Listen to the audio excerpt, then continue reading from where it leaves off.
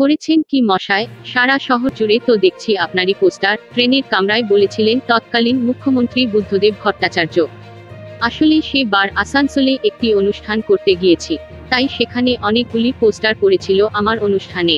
ফেরার সময় ট্রেনে উঠব, দেখি খুব ভিড়, নিরাপত্তার কড়াকড়ি। মুখ্যমন্ত্রীও সেই সময় ছিলেন ওই শহরে, হয়তো কোনো রাজনৈতিক কর্মসূচি ছিল। উনিও ফিরবেন একই ট্রেনে, আমরা উঠব একই কামরায়, কিন্তু এমন নিরাপত্তারক্ষীর ভিড় যে ট্রেনের দরজা পর্যন্তই পৌঁছতে পারছি না। উনি কিভাবে যেন আমাকে দেখতে পেয়ে কর্মীদের বললেন আমাকে একটু রাস্তা করে দিতে, যাতে ট্রেনটা ধরতে পারি। কামরায় উঠে কথা বলতে গেলে উনি আমাকে অবাক করে দিয়ে বলেছিলেন, করেছেন কি মশায়? খুব অদ্ভুতভাবে বুদ্ধবাবু সকলকে মশায় বলতেন। তবে সাহায্য কি শুধু এইটুকু? শিল্পীদের সঙ্গে ওর ছিল আন্তরিক যোগাযোগ। আমি কোনো দিনই রাজনীতির আশপাশে যাইনি। যেটুকু যোগ সবটাই আমার কবিতা আবৃত্তিকে কেন্দ্র করে। 2005-06 সাল নাগাদ একটি আবৃত্তির রেকর্ডিং করেছিলাম।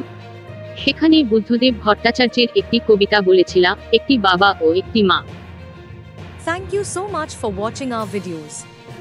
Please do like, share and subscribe our channel.